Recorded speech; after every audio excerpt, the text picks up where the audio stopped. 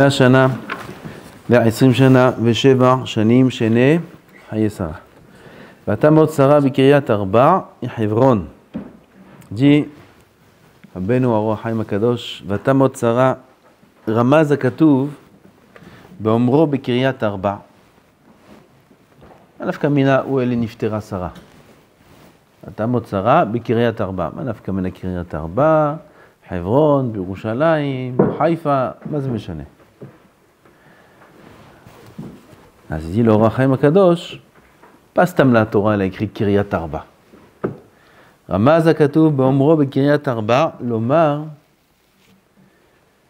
כי חס ושלום לא יתייחס המיתה לצדיקים. חס ושלום,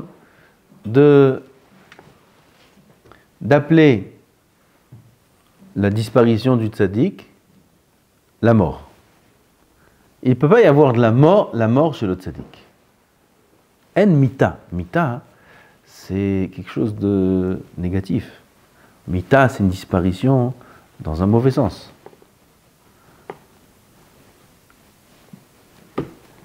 Chez le tzaddik, en mita. En d'avoir kazé. On voit ça, Kiryat Arba. Ouais, comment dans les mots Kiryat Arba on voit ça?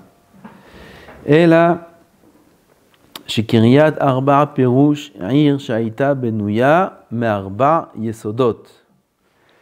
La ville dont on parle ici de Kiryat Arba, c'est l'homme lui-même. L'homme, il est appelé Ir. Ir Ketana, comme ça c'est écrit dans Mishneh. Ir Ketana, il y a une petite ville, là-bas il y a un très beau passo qui parle de la force de celui qui domine sa colère, qu'il est plus fort que Loked Ir, Moshel Ir, Loked Ir, là-bas il y a écrit tout ça. De là-bas on voit que Ir Ketana, c'est l'appellation qu'on donne à l'homme.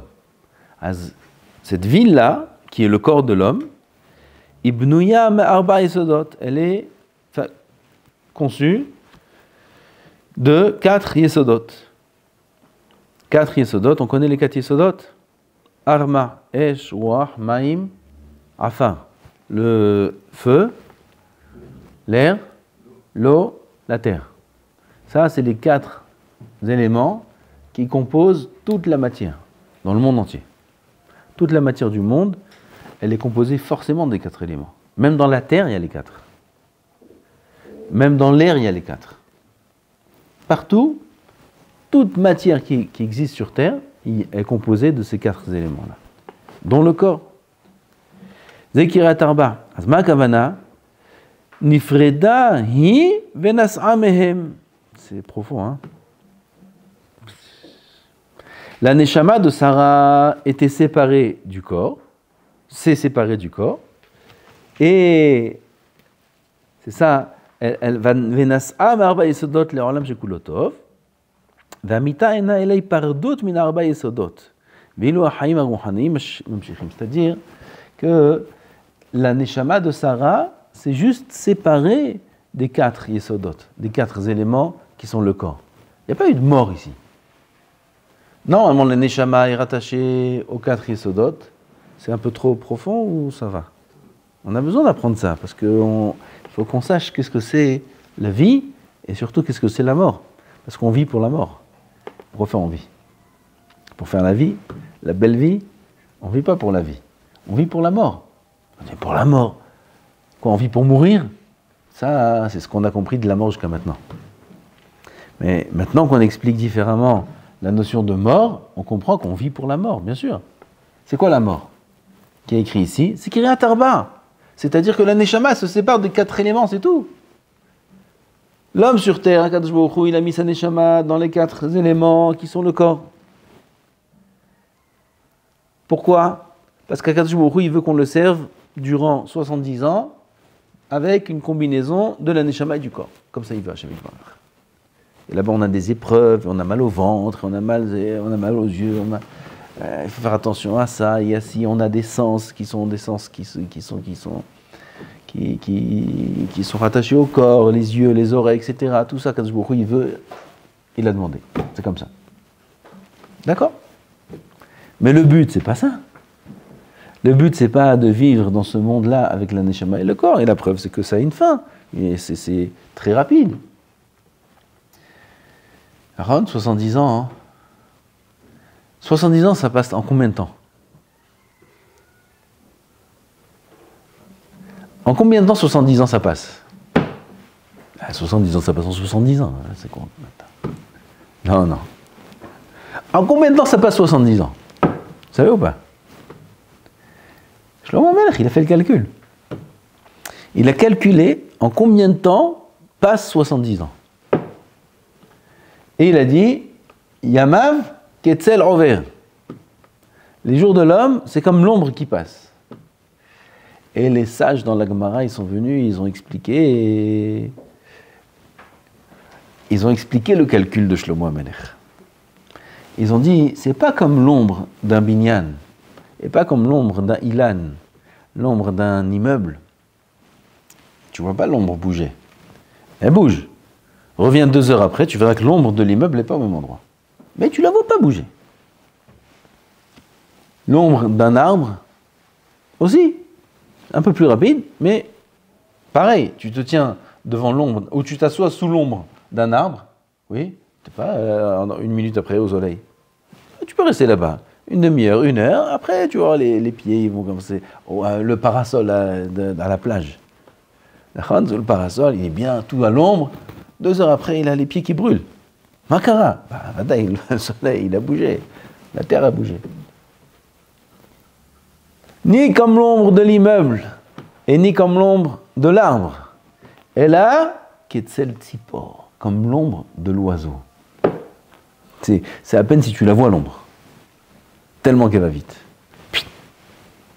Donc 70 ans, ça passe en combien de temps? En 1 instant. Ça, c'est le calcul de Shlomo Melech. Je ne sais pas si les physiciens, ils ont accepté cette règle de relativité, comment on appelle ça. 70 ans, ça passe en 1 instant. Comment ça marche cette règle c'est une règle, il n'y a pas besoin de l'expliquer, va voir tous les vieux. Et demande-leur, alors, comment c'était la vie? Je me rappelle ma bar mitzvah hier, et à ma bar mitzvah, mon oncle il est venu, et on m'a acheté ci, on m'a acheté ça, regarde, j'ai encore les tefilines. Il les met encore, il a 80 ans, il met les tefilines de sa bar mitzvah, miskin. Tu demandes à tous les vieux, comment c'était? C'est passé comme un jour. Comme un jour c'est passé. C'est passé très vite. Donc il a raison, Shlomo Melech. Yama, Ketzel, envers. Ketzel, pit. C'est pour ça qu'il faut bien comprendre. Hashem Yazor, il faut prier que Kadosh Baruch Hu nous donne cette vision de la vraie vie, de savoir qu'on ne vit pas pour un but dans ce monde. Hasbe Shalom. Ça c'est l'égoïme. L'égoïme, ils n'ont rien après. Les animaux, ils n'ont rien après. Il n'y a pas un Olam Haba d'animal, il n'y a pas un zoo là-haut, avec tout. Gan Eden, zoo. C'est Mahalaka zoo. Il n'y a pas. Il n'y a pas. Les animaux, ils commencent ici, ils terminent ici. Il n'y a rien. C'est tout. L'égoïme, c'est pareil. Am Israël, c'est la Neshama qui rentre dans les 4 Yesodot, c'est Kiryat Arba. Vatamot Sarah Bikiryat Arba, il dit, L'Or HaChaim HaKadosh, Benifreda hi venas'a mehem, elle s'est juste séparée d'eux et a quitté ces 4 Yesodot. C'est quoi? Ihevron, Kiryat Arba, Ihevron.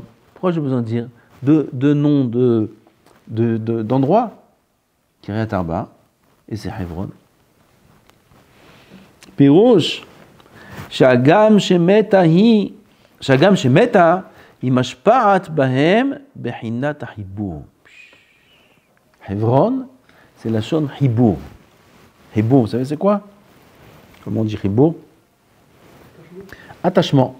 2 choses qui sont mechoubarim l'un à l'autre, qui sont attachées l'un à l'autre. Hebron, c'est hibur. Ça veut dire quoi? Ne va pas croire que Sarah, comme elle a quitté Kiryat Arba, elle a quitté ces 4 Yesodot-là, donc il n'y a plus rien à voir. La Neshama et le corps, maintenant 2 entités qui ont vécu 127 ans ensemble. Après 127 ans, elles se séparent, chacune prend son chemin, elle va dans la terre et l'autre va dans le ciel. Non, Hebron, il reste un hibour entre la neshama et le corps. Et là aussi, on va apprendre quelque chose. Qui a tzadikim, hagam shiyamutu, ça c'est dit que pour les tzadikim. Les tzadikim, même, bien qu'ils soient morts comme on a expliqué maintenant, c'est-à-dire qu'il y a une séparation de la neshama du corps, haguf eno meshulal me'achaim, le corps n'est pas nul de vie. Je ne sais pas si ça se dit en français, meshulal, ça se dit nul, je ne sais pas, mais c'est pas qu'il n'y a plus de vie dans le corps. Un homme, il est mort. Voilà son corps, on l'enterre. Il y a une vie dans ce corps? Chez les tzadikim, oui. Ce corps-là, il est un corps vivant. C'est Hevron, c'est Hibour. Il y a un Hibour entre le corps et la Neshama. Pele Plaim. Ki tzadikim, bemitatam, kurim haim. Kepshuto, il dit le Rav. Tzadikim, lorsqu'ils sont morts, ils sont appelés vivants. Comme on voit, d'où on apprend ça dans la Gemara, Brachot. Vous avez fait avec Elisha, Nachon? Elisha? Si? C'était pas Elisha? Avec Abi Yonatan et Rabbi Hir. Non, Elisha, il était enterré. Après, ils l'ont touché, il a revécu. Nachon? Quand il était vivant, Elisha, il fallait qu'il se mette sur l'enfant et pour le faire vivre. Nachon? Comment on apprend que les tzadikim, quand ils sont morts, ils sont plus grands que vivants? Parce que Elisha, l'élève de Eliyahu Hanavi, il a fait revivre l'enfant, le fils de la Shunammite, il a fait revivre, et pour le faire revivre, c'était pas évident. Il a envoyé au début Gehazi avec son bâton. Gehazi, il est venu, il a fait le bâton, ce qu'il a dit Elisha, il est venu voir Elisha, il dit Rébé, ça marche pas ton bâton. En réalité, il marche le bâton. Vous savez pourquoi? Ben ça, c'est encore un autre sujet. Parce que Gehazi, il n'a pas été mamine. Ouzilzel de la tzidkout d'Elisha, il a été mezalzel, il a négligé la force et la kedusha d'Elisha qui était capable de transmettre dans son bâton, dans sa canne, il était capable de transmettre le triatametim.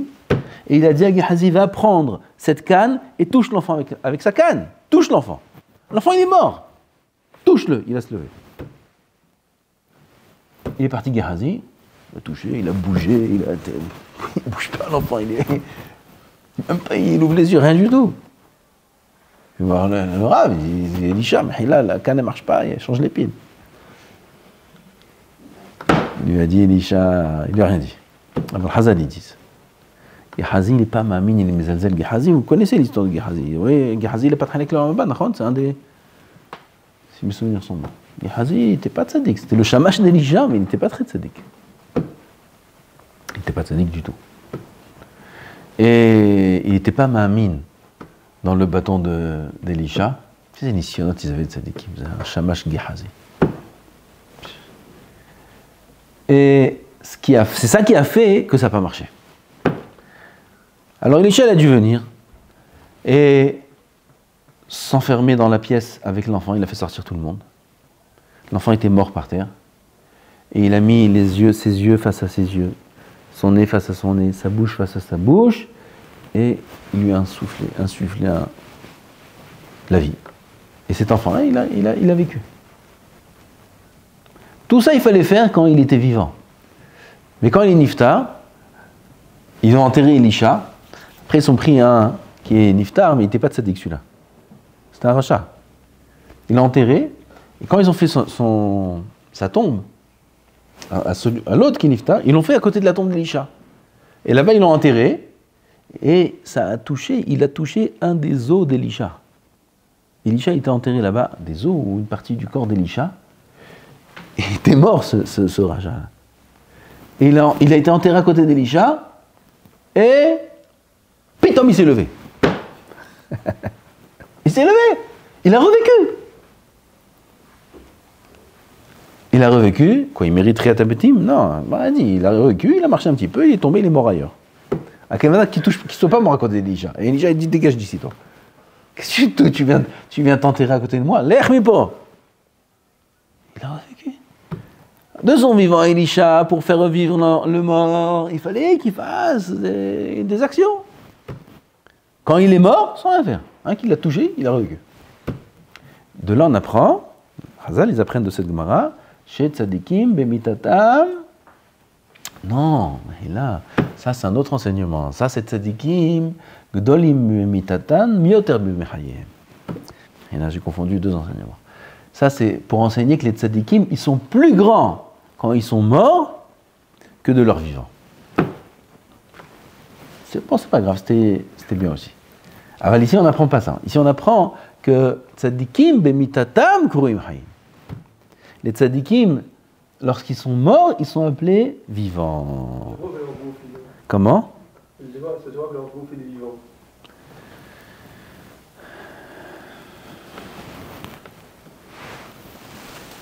Bien, on va lire une Gemara. On va lire une Gemara. Et peut-être cette Gemara-là, elle va nous expliquer, je pense, exactement qu'est-ce que ça veut dire quand le gouffre est vivant. Tseulma, dit le Roi Chaim Akadosh, mi maase ravachai bar Yoshaya.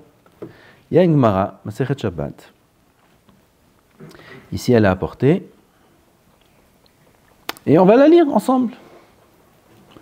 Anu kafulae. Il y avait des gens, la Gemara elle est dans Masechet Shabbat, Kuf Nun Bet Amud Bet. Il y avait des kafulae. Kafulae, c'était des gens de la Chevra Kiddisha qui enterrent les morts. Des Avu Kafle Ba'ara de Rav Nachman. Ils étaient en train de creuser des tombes ou d'arranger la terre, ou je ne sais pas ce qu'ils faisaient. En tout cas, c'était un terrain qui appartenait à Rav Nachman. Ils étaient là-bas. Nahar Meur Ravachai Bar Yoshaya. Il y avait là-bas un tzaddik qui était enterré, Ravachai, mais il ne savait pas qu'il était enterré là-bas. Pas tous les tzaddikim à l'époque, ils avaient une tombe, Messoudar, il y avait des Tanaïm qui étaient enterrés, il n'y a aucun siman de leur endroit où ils ont été enterrés. Ils sont venus les tzaddikim, il y a Rabbi Bena'a dans la Gemara. Déjà, avant, Rabbi Bena'a, lui, il était Metzayen, les Kvarim. Il avait peur que les gens se rendent impurs en marchant dans un kever, sur un kever, ou les kohanim, etc. Son travail, Rabbi Bena'a, c'était d'être Metzayen, les kevarot des tzaddikim. Jusqu'à qu'il est arrivé une fois à Me'arat HaMarpela. C'est pas comme aujourd'hui, Hebron, avec un grand binyan, et tu rentres au monde, Avraham, Yitzhak. Me'arat HaMarpela, c'est une Me'ara, c'est une grotte. Il est arrivé là-bas dans la grotte, il n'y avait pas de mosquée dessus à l'époque, et il rentre dans la grotte.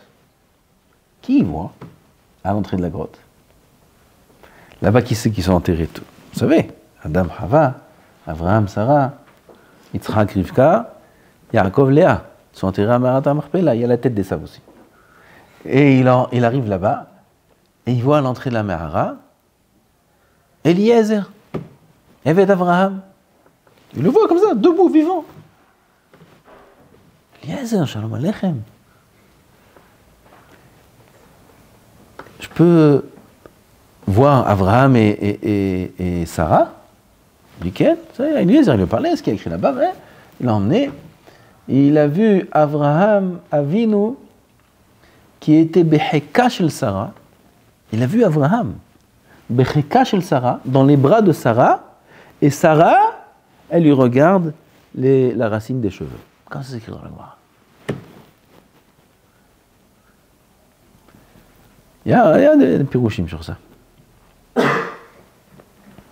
Qu'Avraham, il disait à Sarah que c'est grâce à elle qu'il est devenu Avraham. Grâce à elle qu'il est devenu Avraham, parce qu'il était Oved Avodah Zarah au début, et il a connu Sarah, et il se met dans ses bras comme si que Sarah c'est sa mère. Grâce à elle, c'est ce qui est écrit, que Avraham, Bayavo, ça s'écrit, ou c'est dans la passe d'après. Vayakom Avraham, non, il y a écrit Vayavo Avraham lispod le Sarah velivkota. Vayavo, mefoba, mahloket. Il y en a qui disent qu'il est venu de l'enterrement de Terah. Et une autre mandama, l'enterrement de Terah. Il dit, je Rav Shach, je crois qu'il est venu de l'enterrement de Terah. Ce qu'il est venu de l'enterrement de Terah, ça t'apprend quel espède il a fait. Parce qu'il n'y a pas écrit quel espède qu'il a fait. Quel espède il a fait sur Sarah? Qu'est-ce qu'il a dit à Sarah sur Sarah? Qu'est-ce qu'il a dit sur elle? Alors, d'où il est venu, on apprend qu'est-ce qu'il a dit. Écrit, il est venu de l'enterrement de Terah, son père. Il a enterré Terach son père. Ça, c'est le hesped qu'il a fait sur Sarah. Grâce à toi, Sarah, il a enterré toute la avoda zara de son père. Ça, c'est ce qu'il dit Abraham. Ça, c'est le hesped d'Abraham. Alors, c'est ce que la Gemara a dit là-bas, dans Baba Batra, avec Rabbi Bena'a, qu'Abraham, il était dans le hek de sa femme, comme si qu'il est dans le hek de sa mère, comme si qu'il est dans les bras de sa mère, parce que c'est grâce à toi, Sarah, qu'il est devenu ce qu'il est devenu. Et Sarah, elle regarde dans la racine de cheveux, Kavana, elle regarde dans la racine, elle dit, grâce à moi, quand est-ce que je t'ai connu? Après Ur-Kasdim, je t'ai connu. Tu t'es jeté dans la fournaise et tu as eu un Nes Atsoum. C'est toi tout le mérite. C'est toi. Chacun, il complimente l'autre. Ça, c'est un bon couple. Chacun, il regarde que l'autre, il a raison. L'autre, il est vrai. L'autre, il dit, moi, je me trompe. Toi, Alvaï. Après, une parenthèse. Après, la Gemara, elle raconte là-bas qu'il a voulu voir Adam Arishon. Rabbi Bena'a, il a voulu voir Adam Arishon. Aïe, aïe, aïe. Il est rentré là-bas dans la Mehara. Il est arrivé à l'endroit où se trouve Adam Arishon. Et il a vu son talon. On lui a permis. Pas plus que ça. Le talon de Adam Arishon, ayamakhe galgal hama. Il obscurcissait le soleil. C'est-à-dire que la lumière qui sortait du talon d'Adam Arishon, elle éteignait le soleil. Vous savez, quand vous avez une petite bougie, et derrière la petite bougie, tu mets un grand spot, fort. La bougie, on dirait qu'elle n'existe même pas. Le talon d'Adam Arishon, il était tellement rayonnant qu'on ne voyait plus la lumière du soleil. La lumière du soleil, on ne peut même pas la regarder avec les yeux. On ne peut pas regarder le soleil. Le talon d'Adam Arishon, il était beaucoup plus que... On a idée qu'est-ce que c'est Adam Arishon. D'abord, si la Gemara a dit qu'Rabbi Bena'a, il dit, il est rentré dans un tunnel, et il a couru dans le tunnel. Il a couru, ça ne se terminait pas. Un tunnel qui ne se terminait pas. Il marche. Là-bas, il écrit, je ne me rappelle pas en combien de temps il a marché. Très long, ça ne se terminait pas. Jusqu'à qu'il est sorti de l'autre bout du tunnel, et il a compris que c'était la coulite de Og Melech HaBashan, le tibia. Il est rentré dans le tibia d'Og Melech HaBashan. Il marche des kilomètres, ça ne se termine pas. Top. Ah, ça, c'était Rabbi Bena'a. Ces tzadikim là, Kapulae, aussi c'était leur travail comme Rabbi Bena'a. Après Rabbeinu Hari aussi, tous les kvarim qu'on a aujourd'hui à Tzfat, Kever Natel, qui c'est qui a dévoilé que tous ces tzadikim sont là-bas? C'est Rabbeinu Hari. Par sa kedusha, il savait tel tzadik il enterrait là, tel tzadik il enterrait là. Rabbeinu Hari, la majorité des kvarim. Rabbi Shimon il était avant Rabbeinu Hari. Des kvarim d'autres tzadikim qu'il y a dans les alentours, c'est Rabbeinu Hari qui les a dévoilés. Alors, on est dans l'histoire. Ces Kopulae là, ils sont dans le terrain de Rav Nachman, ils font des trous là-bas. Pitom, Rav Ahai, il était enterré là-bas. Il a fait Nahar Be'u. Non, qu'est-ce que vous m'embêtez? Il est mort. Rav Ahai, ça fait des années qu'il est mort. Il est enterré là-bas. Il leur crie dessus. Tu Atouv Amroul et Rav Nachman, Nahar Ben Gavra, ils sont venus voir Rav Nachman, ils ont dit, il y a quelqu'un dans la terre, il a crié sur nous. Ah, mais qu'est-ce que vous racontez, vous? Ça va, la tête? Ata, il est venu Rav Nachman. Dites-moi, où vous avez? Il dit, là, on a creusé là, il y a quelqu'un dedans. Amarle Mani Humor, Rav Nachman, il dit, qui tu es? Amarle Ana Ahai Baroshaya. Je suis Ahai, Baroshaya. Pas Rav Ahai, je suis Ahai, Baroshaya. Ah, il n'y a pas eu la suite de l'histoire ici. Dommage. Azel Agmara, elle raconte là-bas. Elle dit, Rav Ahai, comme ça il dit Rav Nachman, Rav Ahai. Rav Ahai, viens à la maison, viens boire quelque chose. Comme ça, la Gemara a dit. Qu'est-ce qu'il lui a répondu? Il a dit, je peux pas, on peut avoir Shabbat? Ah, j'ai Shabbat, ouais. Il dit, viens à la maison. Ah, t'as demandé c'est quoi vivant, d'accord? Maintenant, t'as un pchat, c'est quoi vivant? Ouais, il faut l'enlever de là-bas. Kouf, Nunbet, Amoud, Bet.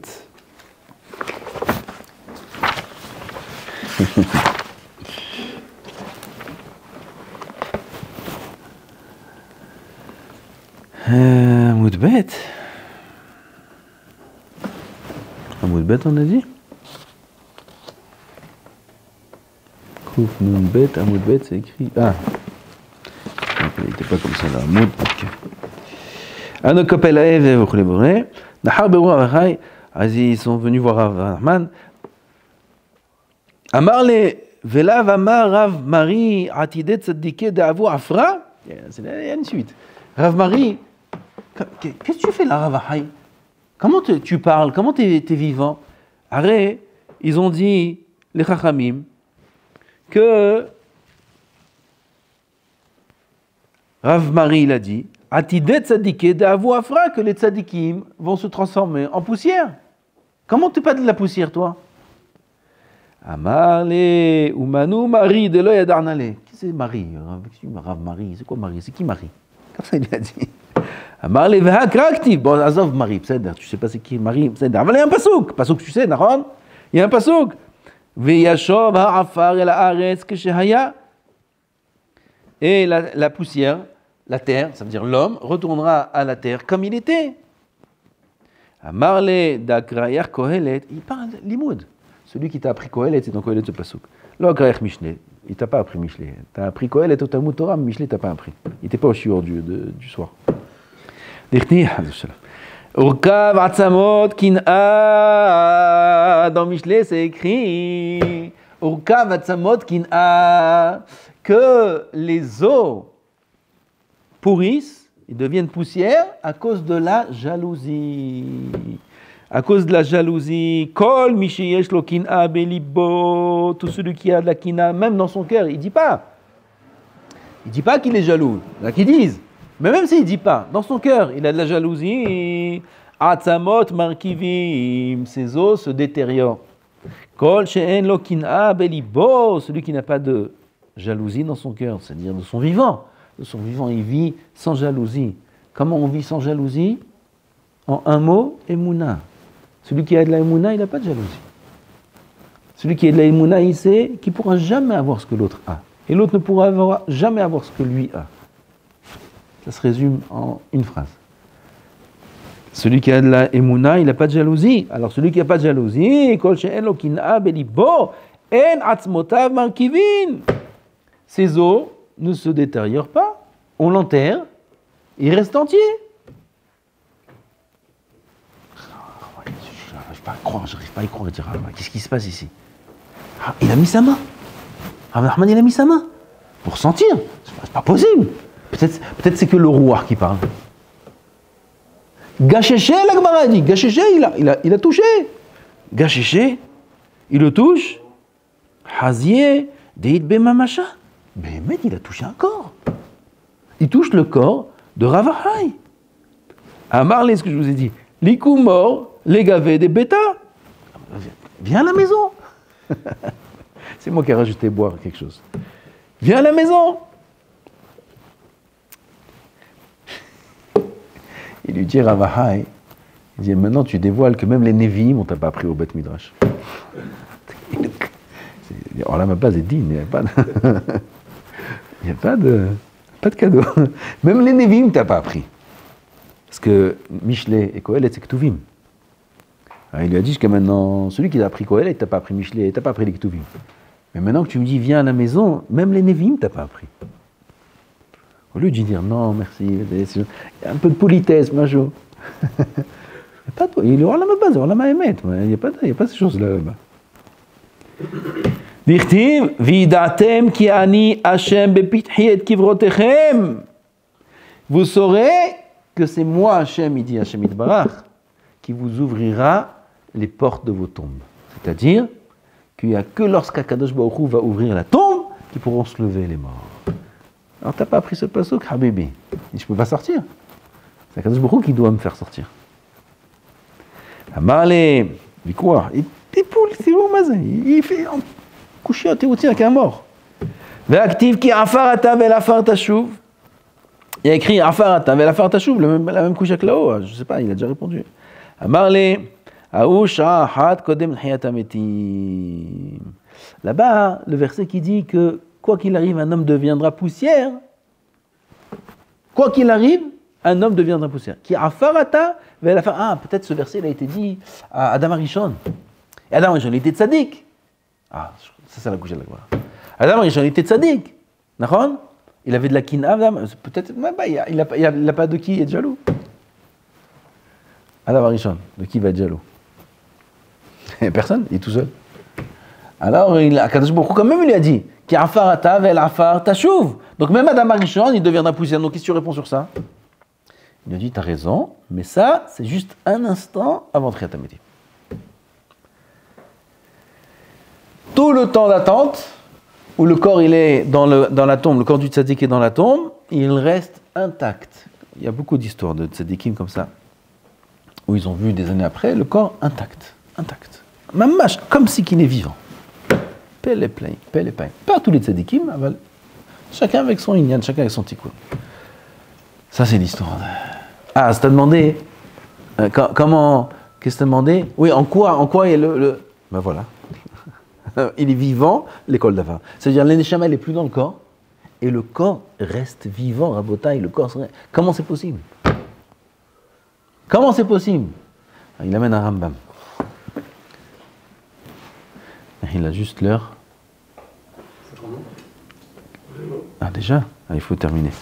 Ta'am, kibiyotam, oui, s'il te plaît. kibiyotam ba'olam hazeh mehapechim bechinat hachomer shebayesodot לבחינת הרוחניות הקדוש שבנפש באמצעות מעשים טובים. תראו מה כתוב פה. qu'un homme, grâce à ses maasim tovim, grâce à l'étude de la Torah Kedosha, grâce aux mitzvot, grâce aux tfilot, on peut transformer la matière qui est dans les yesodot, arma, esh, maim, ruach, afar, les bechinat aruhaniyut akadosh shebanefesh. On peut transformer la matière en spirituel. C'est Pele Plaim. Be'emtsaout ma'asim tovim ve'aflagat ha-Torah. Pas l'imoud ha-Torah. Moi j'ai dit l'imoud ha-Torah. Je me suis trompé. Aflagat ha-Torah. Torah de manière mouflag. Un homme il est mouflag ba Torah. Il étudie de la Torah jour et nuit de toutes ses forces. Betsura moufleget. Son corps devient rouhani, son corps de la matière, c'est de la chair, un botaï, c'est de la chair, elle ne pourra jamais pourrir. Comme le nefesh de l'homme. C'est une transformation. Oui, c'est une transformation. Bidiouk, chez Mishtadlim Ba'alamazé, ou la skilachab adava. Tu veux une compréhension de cette chose-là? C'est Ulmad Vashakatav Rambam Perek Revi'im Ilchot Yesodot Torah Din Hamishin Alacha E, ça veut dire Shishtane Yesod le Yesod Havero Akarov Elav V'Yafer He'afar le Maim. Le Rambam écrit les 4 Yesodot qu'on a, les 4 Yesodot, Mishtanim Zelazé Tamid Bechol Yom Uvchol Sham Mikzatam Lo Kol Gufan. Ketzad Mikzat Haaretz Akrova Min HaMaim Mishtanet Umitporeret Venasit Maim. Un peu de la terre qui est proche de l'eau, chaque jour, une partie de cette terre-là se transforme en eau. Ça s'appelle l'érosion. N'est-ce pas? Non, ça peut être les pierres, ça peut être avec l'eau, ça peut être avec l'air, avec le sable, avec plein de choses. Un rocher qui est dans l'eau, elle est sur le rocher, tous les jours, il y a des particules du rocher qui se transforment en eau. Donc tu vois que dans les Yesodot même, je ne sais pas comment la physique explique ça aujourd'hui, mais peu importe, s'ils n'ont pas compris, ben voilà, c'est écrit, que le Yesod même peut se transformer en un autre Yesod. Non, c'est pas ça le Hibou. Ça, c'est juste nous donner une notion de comprendre que le Yesod... Jusqu'à maintenant, on peut pas admettre logiquement que de la terre devienne de l'eau. Tu dis, vous savez qu'on peut transformer de la terre en eau.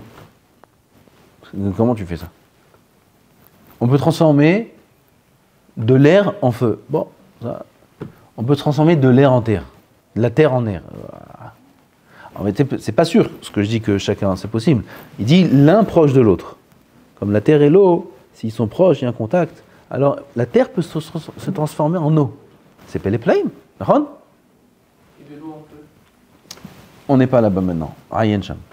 Maintenant, l'idée, ce qu'il dit ici le Roi Haïm, c'est de comprendre qu'il peut y avoir des transformations d'éléments en autres. Ça nous permet de comprendre qu'il peut y avoir une transformation de la matière en spirituel. De la même façon que c'est presque incompréhensible que de la terre se transforme en eau, pareil, il faut admettre que du matériel peut se transformer en spirituel. C'est-à-dire que le corps même devient spirituel. Pile et plaïm. Qu'est-ce qu'un homme il peut faire avec l'étude de la Torah de manière intensive? Alors, s'il fait moins intensive, alors moins. Tout ce qu'il fait, c'est mashpia. Il dit le Haïm Akadosh, ukmo chen imatse shim be'emtsaout dvekut ha'adam bekono. C'est pas stam limud Torah, c'est limud Torah qui entraîne la dvekut Hashem. Un homme, il se colle à Hashem itbarach, il est davek b'Hashem. Itapru ha'yesodot kulam le yesod ha'esh. Tous les yesodot se transforment en feu. Ça veut dire, tout son corps devient comme du feu. Comme du feu, on ne voit pas du feu, c'est comme du feu. Ve-yesod ha'esh, le yesod esh ha-neshama. La neshama, c'est le plus proche d'un des quatre yesodot qui est le feu. Parce qu'on a dit, la terre, elle est proche de l'eau. La terre peut se transformer en eau. Le feu, il est proche de qui? De la neshama. Et le feu peut se transformer en neshama. Alors quand il va étudier la Torah, quand il va s'attacher à Hashem, Esh ochlahu, Akadosh Baruch Hu, Esh.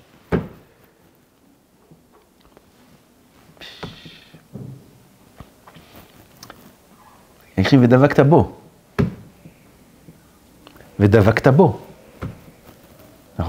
C'est un pasouk qui nous dit qu'on est obligé de s'attacher, de se coller à Hashem Yitbarach.